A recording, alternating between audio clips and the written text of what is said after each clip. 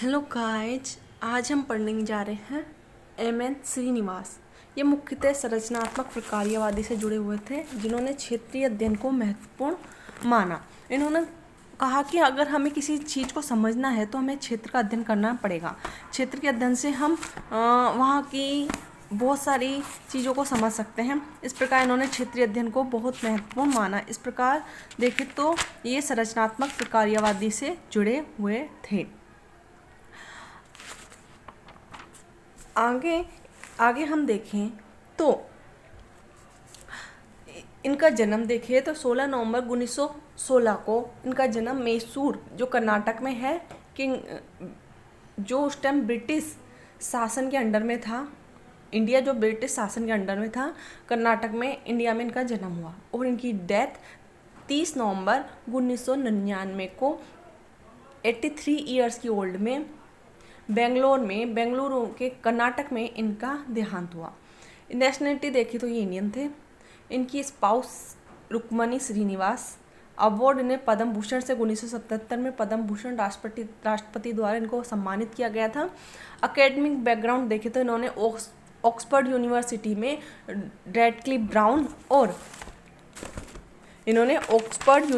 Radcliffe brown और Evans Pritchard के निर्देशन में अपनी पीएचडी पूरी की थी। और इन्होंने बम्बई विश्वविद्यालय में जीएस घुरिये के निर्देशन में अपने शोध प्रबंध लिखा था, एमए किया था, family and marriage in Mysore. Influence देखे तो रेडक्लिफ ब्राउन और इवांस प्रिचार्ड से ये इन्फ्लुएंस थे। डिसिप्लिन देखे तो सोशोलॉजी और सोशल एंथ्रोपोलॉजी में इनकी कई हद तक दिलचस्पी थी। इन्होंने Indian society, caste system in India आदि पर अपने अध्ययन लिखे। नोबल देखे तो इनको नोटेबल रिमेंबर ब्लेज इनके ना Indian society thought, personal writing, village caste, gender and method, essays in Indian social anthropology आदि, संस्कृतिकरण, ब्राह्मणीकरण, लौकिकीकरण और प्रभु जाति आदि की, वोट बैंक की राजनीति आदि की अवधारणा इनकी मानी जाती है। ये कास्ट सॉलिडरिटी, आइडिया क्या था? कास्ट सॉलिडरिटी यानी कास्ट की एकता। इस आधार पर इन्होंने अपने अध्ययनों को शामिल किया। एम.एन. श्रीनिवास, मैसूर नरसिम्हा राव श्रीनिवास।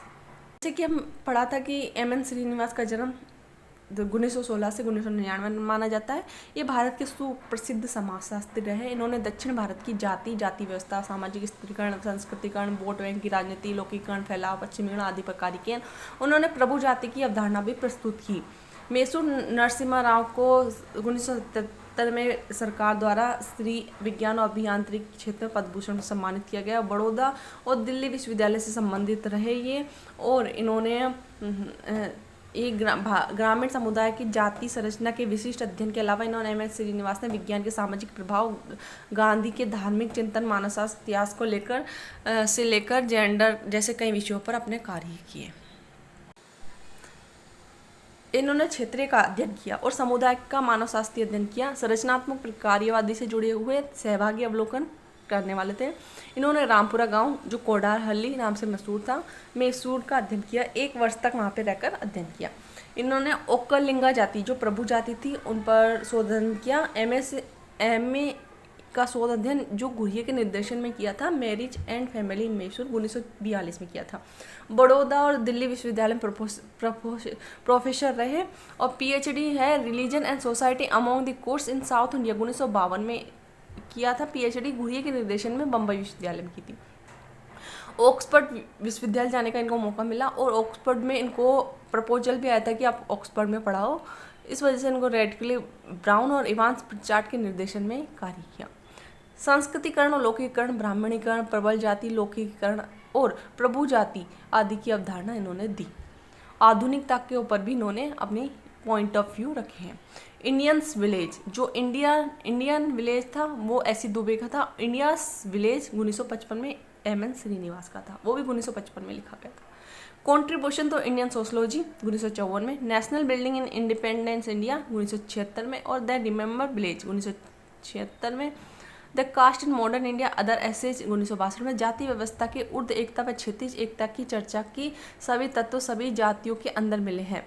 यानी जातियों व्यवस्था में ऊर्ध्व एकता और क्षैतिज एकता की बात कीजिए। जो कास्ट इन मॉडर्न इंडिया और अदर एसेस में इन्होंने 1962 में बात की थी। जाति व्यवस्था के अंतर्गत ऊर्ध्व एकता व क्षैतिज एकता की चर्चा सभी तत्व सभी जातियों के अंदर मिले हैं। यानी हर जाति अपने अंदर अपने ऊपर उठना चाहती हैं और क्षैतिज एकता देखने को मिलती है। ऊर्ध्व एकता व कुछ तत्व एक ही जाति के अंदर मिले हैं, उसे क्षैतिज, जैसे कि सभी तत्व सभी जाति के अंदर मिले हैं। ऊर्ध्व एकता व कुछ तत्व एक ही जाति के अंदर मिले हैं, उसे क्षैतिज एकता कहा। यानी एक तो ऊर्ध्व एकता होती है जो अपनी जाति से ऊपर उठकर संस्कृतिकरण अपनाना चाहती हैं, उनको बोलते हैं ऊर्ध्व एकता। और कुछ तत्व एक ही जाति के अंदर मिले हैं, क्षैतिज एकता कहा। सोशल चेंज इन मॉडर्न इंडिया 1966 में लिखी थी। जाति व्यवस्था में हो रहे परिवर्तन, संस्कृतिकरण व पश्चिमीकरण का वर्णन किया था। सोशल चेंज इन मॉडर्न इंडिया यानी पश्चिमीकरण के कारण जो जाति व्यवस्था में जो परिवर्तन हो रहे हैं उन पर अपने विचार दिए। Dimension of social change in India 1977 में, इंडियन सोशल स्ट्रक्चर 1969 में, और caste its 20th century avatar, the domination caste and other essays 1987, village caste gender and method 1996 आदि अनेक बुक लिखी थी। इनका देखिए तो संस्कृतिकरण की अवधारणा दी। संस्कृतिकरण को पहले ब्राह्मणीकरण बोला जाता था। ब्राह्मणीकरण क्यों? क्योंकि जो निम्न जाति थी वो ब्राह्मणों का अनुकरण करती थी, लेकिन उन्होंने कहीं कहीं जगह पर देखा कि ब्राह्मण भी शराब का सेवन करते हैं, ब्राह्मण भी कई हद तक अपवित्र है। इस वजह से वो ब्राह्मणों का ही नहीं, कहीं कहीं उच्च जाति या दृढ़ जाति का भी अनुकरण कर रहे हैं जो उनसे ऊपर उठ के ऊपर है। इस प्रकार उन्होंने ब्राह्मणीकरण नहीं बल्कि संस्कृतिकरण नाम देना उचित समझा। सोशल चेंज इन मॉडर्न इंडिया में संस्कृतिकरण की अवधारणा दी। संस्कृतिकरण एक ऐसी प्रक्रिया है जिसके द्वारा एक निम्न जाति या जनजाति या कोई समूह किसी उच्च जाति विशेषतः दृढ़ जाति के रीति रिवाज, कर्मकांड और विश्वास जीवन शैली को अपना लेता है, उसे बोलते हैं संस्कृतिकरण।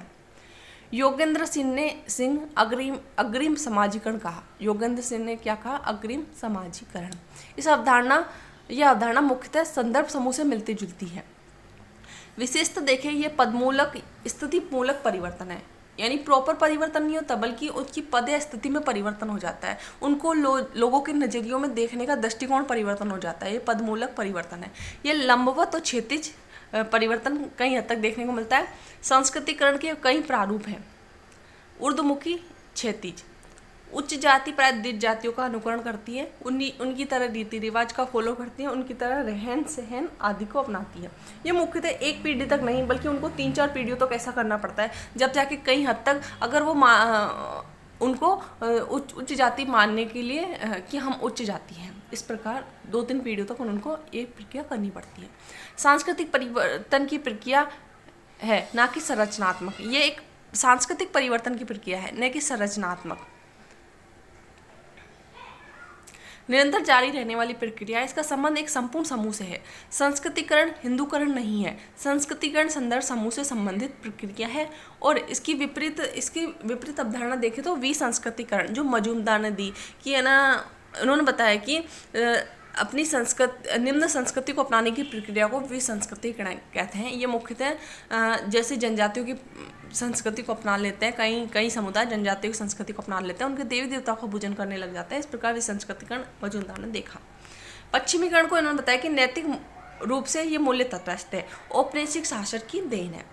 ऐसे परिवर्तन जो अंग्रेजों के भारत आगमन के पश्चात भारतीय समाज व संस्कृति के विभिन्न क्षेत्रों और जीवन शैली, धर्म, शिक्षा, आर्थिक संगठन और राजनीतिक पर पड़ा है, उसको बोलता है पश्चिमीकरण। यानी पश्चिमी रूप से रहन सहन की प्रक्रिया में देखने को मिलता है। मुख्यतः इसमें प्रौद्योगिक, मानवतावादी समानता, धर्मनिरपेक्षता, तार्किकता, लेकिन ये एक संकुचित अवधारणा है। ये अवधारणा देखने को मिलती है जो धर्मनिरपेक्षता, मानवतावादी आदि, तार्किकता आदि देखने को मिलती है। इन्होंने जाति की विशेषताएं बताई। इन्होंने जाति की 9 विशेषता बताई। जातियों में संस्तरण पाया जाता है, यानी हायरार्की पाई जाती है। ये अंतर्विवाह, अनुलोम विवाह को प्रमोट करती है। व्यवसाय को निश्चित रखने के लिए कि आप ऐसा ही व्यवसाय करेंगे, अपनी पीढ़ी दर पीढ़ी ऐसा ही व्यवसाय करेंगे। खान पान पर प्रतिबंध होता है। प्रथा, वेशभूषा और बोलियों पर भी भिन्नता होती है। अशुद्धता का पालन किया जाता है, शुद्ध अशुद्ध को देखा जाता है। धार्मिक और नागरिक नियोक्ताएं होती है। जातीय संगठन होता है, जातीय गतिशीलता होती है। इस प्रकार इन्होंने जाति की विशेषता बताई। आगे हम देखें तो इन्होंने लौकिकरण की अवधारणा दी। लौकिकीकरण या धर्मनिरपेक्षीकरण की अपनी सोच दी। ये एक सामाजिक प्रक्रिया है जिसमें अलौकिक धार्मिकता, प्रथागत व्यवहार धीरे धीरे तार्किक का समावेश होने लगता है। जो धार्मिक मूल्य है वो धीरे धीरे तार्किक मूल्यों में बदलने लग जाते हैं। इसको बोलते हैं धर्मनिरपेक्षीकरण या लौकिकीकरण। धार्मिकता में कमी आती है, तार्किक चिंतन में वृद्धि होती है, समाज में राजनीतिक और सामाजिक परिवर्तन होता है, सांस्कृतिक कानूनी पहलुओं का विविधीकरण होता है। धर्म और संकीर्ण के स्थान पर तर्क ले धर्म संकीर्णीकरण है ना, उसके स्थान पर तर्क ले लेता है। प्रभु जाति की अवधारणा दी। प्रभु जाति कौन है? जो दृढ़ जाति है, जिसमें बताया कि रीति रिवाज जो निम्न जाति अपने रीति रिवाज कर्मकांड को उच्च जातियों के अनुसार व्यवहार करने लग जाती है, उसको बोलता है प्रभु जाति। प्रभु जाति किसी क्षेत्र गांव में अधिक जातियों पर होने पर किसी एक जाति को प्रभु जाति हो तो वह प्रबल जाति मानी जाती है। एक गांव में बहुत सारी जाति है लेकिन किसी एक जाति को प्रबल जाति माना जाएगा। वो किस आधार पर? क्योंकि उसके पास भूमि का स्वामित्व अधिक है, उसके पास संख्या बल अधिक है, उसके पास राजनीतिक और सामाजिक रूप से उच्च है, उसके पास संसाधनों का नियंत्रण अधिक है, शिक्षा की पहुंच उसके पास बहुत अधिक है और कई हद तक शहर से उसके लिंकअप ज़्यादा है। शहर में आमदनी के अन्य स्रोत भी हैं, गवर्नमेंट जॉब्स भी है। इस प्रकार उनके प्रभु जाति मानी जाती है। श्रीनिवास ने 1951 में social structure of A Mysore village नामक लेख में ओकलिंगा जाति, जो वहाँ की ओकलिंगा जाति को, उसको प्रभु जाति की संज्ञा दी। इसकी आलोचना किस प्रकार की है? ऐसी दुबे ने की है। उन्होंने बताया कि प्रभु जाति नहीं होती बल्कि प्रभु व्यक्ति होता है। उन्होंने बताया कि सभी पूरी जाति डोमिनेंस नहीं करती बल्कि कोई एक दो व्यक्ति होते हैं जिनको दूसरे जातियों से भी वोट मिलते हैं, वो एक तरह से राजनीतिक रूप से प्रभु व्यक्ति माने जाते हैं, जो कि पूरे गांव पर शासन करते हैं, उसको बोलता है प्रभु व्यक्ति। राय वर्मन ने कहा है कि प्रभु जाति नहीं होती, न प्रभु व्यक्ति होता है बल्कि प्रबल समुदाय होते हैं। इन्होंने फैलाव की अवधारणा दी। हिंदू धर्म का फैलाव का अवधारणा में इन्होंने बताया कि प्राय 4 प्रकार के हिंदुओं को देखा गया है। अखिल भारतीय हिंदुत्व, जो पूरे जैसे कि सनातनी धर्म, अखिल भारतीय हिंदुत्व की अवधारणा कह सकते हैं। फिर प्रायद्वीपीय हिंदुत्व, जो कि एक प्रायद्वीपीय पठारों में मिलता है, जैसे दक्षिण भारत को इन्होंने प्रायद्वीपीय हिंदुत्व कहा है। वहीं क्षेत्रीय और प्रादेशिक हिंदुत्व और स्थानीय हिंदुत्व, यानी स्थानीय किसी लोक विशेष में पाए जाने वाले हिंदू परंपरा को प्रमोट करते हैं। इस प्रकार इन्होंने 4 प्रकार के हिंदुत्व की बात की। इन्होंने क्षैतिज फैलाव और उर्दू फैलाव की बात की। आधुनिकरण को इन्होंने मूल्य मुक्त अवधारणा बताया और उनको पद्म भूषण 1977 में सम्मानित किया गया था। जाति के आधार पर इन्होंने वोट बैंक की संकल्पना दी। हालांकि ये अवधारणा इनकी इतनी पॉपुलर नहीं हो पाई, लेकिन आज भी हम वोट बैंक की राजनीति बोलते हैं कि कई समुदाय, जैसे कि आज भी चुनाव होते हैं तो जिस स्थान पर जिस जाति की संख्या ज़्यादा है वहाँ के उसी कैंडिडेट को टिकट दिया जाता है। उस आधार पर वोट बैंक की राजनीति की जाती है कि उस जाति के लिंकअप होने के कारण वो अपनी जाति को प्रमोट करेगा, अपनी जाति के लिए कुछ लाभ के कार्य करेगा, इसलिए वहाँ की जनता उसी अपनी जाति को वोट देती है। इस प्रकार वोट बैंक की राजनीति देखी गई है। लेकिन ये अवधारणा इनकी उस टाइम तो प्रसिद्ध नहीं हुई, लेकिन अब बहुत चलन में है। भारतीय एकता अनिवार्य रूप से धार्मिक एकता है। जाति के बदलते स्वरूप के लिए संस्कृतिकरण और पश्चिमीकरण, लौकिकरण जैसी प्रक्रिया को बताया। जाति और वर्ण में विभेद किया। वर्ण धार्मिक संस्तरण आधारित व्यवस्था माना। जाति को आर्थिक राजनीतिक आधार पर संस्तरित व्यवस्था है। हिंदू धर्म में जाति 3 आधार पर फैली हुई है: स्थानीय, क्षेत्रीय, अखिल भारतीय स्तर पर। इन्होंने 4 प्रकार की अवधारणा बताई हिंदू धर्म की जातियों के आधार पर, जैसे स्थानीय हिंदुत्व, क्षेत्रीय हिंदुत्व, प्रायद्वीपीय हिंदुत्व, अखिल भारतीय हिंदुत्व। इस प्रकार इन्होंने अपनी कई प्रकार की परिभाषाएं दी हैं। इनकी आलोचना भी की गई है।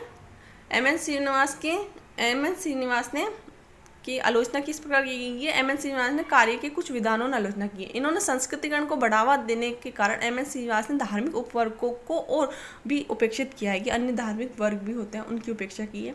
श्रीनिवास के लिए भारतीय परंपरा हिंदू परंपरा है जो जाति व्यवस्था और ग्रामों में दिखाई देती है। इस दावे पर धर्मनिरपेक्षता नहीं दिखाई देती। श्रीनिवास का सामाजिक परिवर्तन का विवरण केवल संस्कृतिकरण, पश्चिमीकरण और धर्मनिरपेक्षीकरण तक ही सीमित है, जो कि बाकी देशों समाजों में समान रूप से उपयुक्त या लागू नहीं है। श्रीनिवास के पहले भी कई समाजशास्त्री संस्कृतिकरण, पश्चिमीकरण और धर्मनिरपेक्षीकरण जैसी अवधारणा को चर्चा कर चुके हैं। इस अवधारणा को श्रीनिवास की मौलिकता नहीं झलकती। हालांकि इन्होंने जो जातियों के बारे में बताया है, इन्होंने हिंदू धर्म को ज़्यादा प्रमोट किया है। इस प्रकार की आलोचना की गई है। इस प्रकार हमने आज एम एन श्रीनिवास को पढ़ा। आगे भी हम देखते हैं कई थिंकरों को। Thank you very much.